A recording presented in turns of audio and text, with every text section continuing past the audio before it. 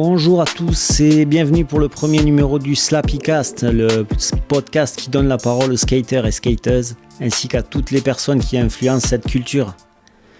Aujourd'hui, pour ce premier épisode en guise d'introduction, j'ai décidé de me présenter à vous afin de vous raconter mes débuts dans le skate, les raisons pour lesquelles je continue à skater à l'âge de 42 ans, et pour finir, toutes les influences ainsi que les belles rencontres que j'ai pu faire grâce à la pratique de la planche à roulettes. Vous écoutez le Slappycast numéro 1, allez c'est parti. Salut à tous, mon nom est Sébastien Taillefer, je suis originaire de Toulouse, dans le sud de la France, et je vis au Québec depuis plus de 2 ans maintenant. Mes premiers souvenirs de skate doivent remonter à la fin des années 80. À l'époque, mon père m'avait offert une mini planche, un penny cruiser en plastique rouge, sans grip tape, avec des roues noires en forme de cylindre qui roulaient plutôt bien. On appelait ça aussi un skate de vitesse. À cette période, je passais la plus grande partie de mes après-midi à rouler devant la maison de chez mes parents. Et la seule chose possible avec ce genre de planche était de descendre des petits trottoirs avec beaucoup de vitesse, sinon le nose planté. Clairement, c'était le début de la gestion d'équilibre et de stress, avant de tenter de dominer un obstacle.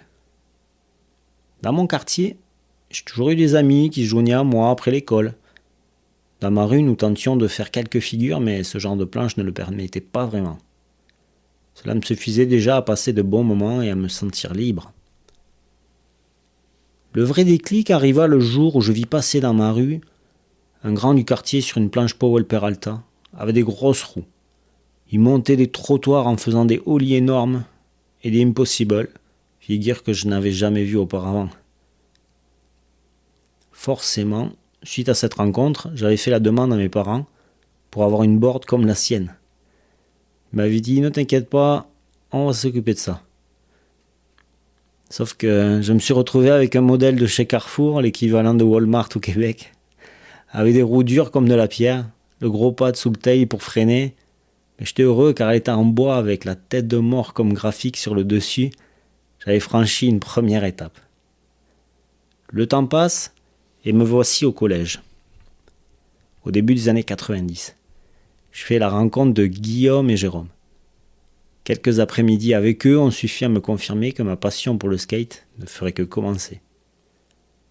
Ils maîtrisaient déjà le kickflip, le big spin et se jetaient déjà sur des grossettes de marche. Je me souviens très bien que Guillaume avait au pied des Ethnies Salvador Barbier. Et sa board, c'était une Blind Lavar McBride Pro Model qu'il avait acheté chez Ocla E.T. Skate Shop. Maintenant, je vais vous parler du style vestimentaire de l'époque. C'était vraiment le plus large possible.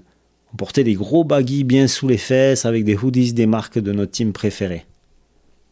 On se reconnaissait facilement entre nous, juste en regardant les chaussures que l'on portait. Avec leur état d'usure ou s'il y avait de la chougo dessus, on était sûr qu'on avait un skater en face de nous. Ma première vraie board avec un double tail fut une nude toute simple, verte dessous, aussi achetée chez Ocla, le skate shop local de Toulouse. Et en plus de ça, j'avais eu la chance de me faire offrir par le vendeur la vidéo Untitled de chez Birdhouse. La team du moment qui était forcément composée du boss Tony Hawk, Willy Santos et du très jeune Andrew Reynolds qui skatait avec les bras dans le plâtre pour sa part, qui était incroyable. La VHS a tourné un grand moment pendant des après-midi sur le magnétoscope de chez mes parents. J'étais comme hypnotisé, je décortiquais tous les tricks. Mes oreilles prenaient une leçon de musique en même temps. Et grâce à ça, j'ai connu les Pixies. Alors oui, comme pour tout le monde, mes premiers ollies étaient laborieux et dégueulasses. Mais si tu m'écoutes et que tu skates, tu sais que de rentrer chez toi les genoux râpés ou les mains en sang, c'était vraiment le signe d'une journée où tu avais repoussé tes limites et le lendemain tu étais prêt à recommencer. À cette époque, il y avait peu de skateparks ou sinon ils étaient vraiment en mauvais état. Je repense à ceux des ponts jumeaux et au stadium entre autres.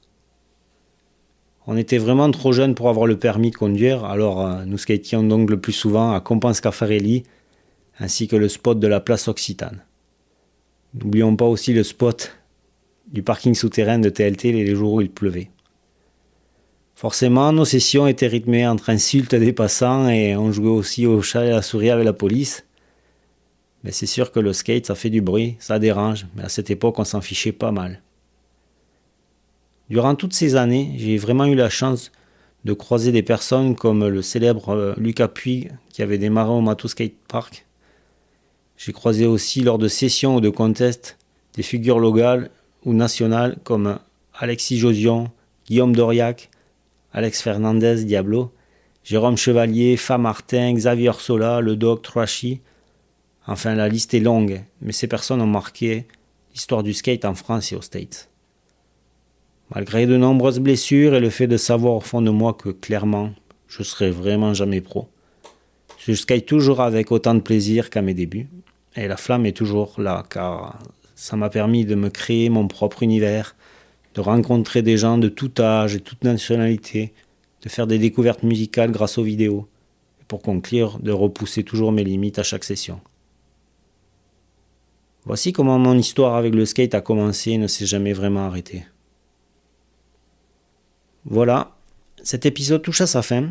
Je vous remercie de m'avoir écouté pour ce premier numéro.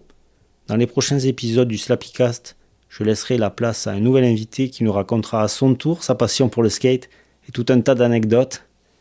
Merci encore d'avoir écouté le Slappycast. Vous pouvez nous écouter sur Spotify et prochainement sur YouTube et Apple Podcast.